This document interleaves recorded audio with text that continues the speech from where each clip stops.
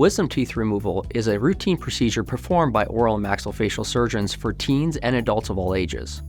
Wisdom teeth, also referred to as third molars, typically begin to grow at the very back of your jaws and can cause a number of oral health problems. Wisdom teeth that are still beneath the gums are called impacted wisdom teeth. These impacted teeth may grow at an angle directly into other molars.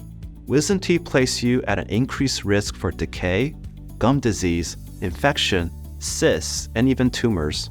Wisdom teeth should be extracted during the mid-teens to early 20s to help facilitate the normal growth and alignment of healthy teeth.